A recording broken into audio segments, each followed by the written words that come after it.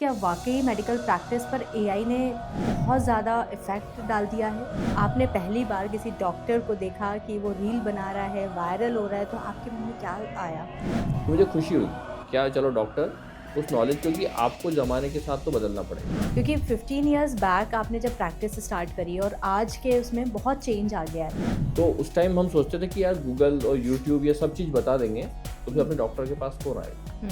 तभी मैं कुछ देर पहले ही एक पेशेंट से बात कर रही थी, तो उन्होंने बोला कि हमको समझ में नहीं आता कि पानी खड़े होके पीना है कि बैठ के पीना है। मैम मैंने जैसे स्टार्टिंग में बताया था ना कि हमारे व्यूअर्स उस लेवल के उनका मेंटल लेवल नहीं है कि वो अपना अच्छा-बुरा समझ सकें। बट आजकल तो मैं देखती हूँ कि बहुत एजुकेटेड जो हैं वो भी उनको फॉलो कर रहे हैं। मतलब आपके पास सूचना है लेकिन उसको छानने के लिए वो विवेक वाली बुद्धि नहीं है। तो ये हम लोग एंटरटेनमेंट चाहते हैं बेसिकली। मैंने आपके पास डॉक्टर भी अवेलेबल है। हम आपको अच्छे-अच्छे कॉम्बिनेशन की मेडिसिन भी दे रहे हैं, आपकी शुगर कंट्रोल भी है। तो आप इसको आयुर्वेदिक इलाज क्यों नहीं समझ रहे हैं?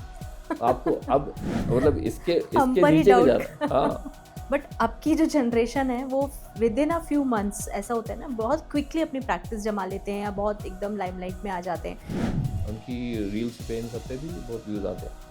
लेकिन जब हम जाके उनके क्लिनिक पे मिलते हैं तो वहाँ पे पेशेंट गायब होते हैं। बहुत कम डॉक्टर्स ऐसे होते हैं जिनकी प्रैक्टिस जल्दी शुरू हो जाती है, नहीं तो 40-45 साल लग जाते हैं प्रैक्टिस को। अब फिर जीवन बचा कितना? बहुत सारे चैट जीपीटी से सहारा ले लेते हैं, तो क्या ये ऐसा नॉलेज गेन करके और आगे फॉरवर्ड करना ये सही है? मैम अगर नॉलेज सही है तो सही है। सर कई बार ऐसे पेशेंट्स आते हैं, बड़े लकीर के फ़कीर होते हैं, उनको अगर आयुर्वेदा चाहिए तो आयुर्वेदिक ट्रीटमेंट ही चाहिए उनको। तो तो मैं बोलता हूँ देखो आप थोड़े सेल्फिश बनो। आप एक पेथी पे मत टिके रहो। आप लकीर के फ़कीर मत बनो क्योंकि आपका जीवन एक ही है। तो मेडिकल प्रोफ़ेशन है हम डॉक्टर लोग का, वो अभी सबसे बदनाम प्रोफ़ेशन में से एक है। तो क्या आज के समय में पेशेंट के अंदर पेशेंस भी ख़त्म हो गया है? मैम देखो बेसिकली जो चीज़ें उसके सामने मूव होती है, उसी के हिसाब से वो अपनी समस्या को भी मूव होते हुए देखने जाता है।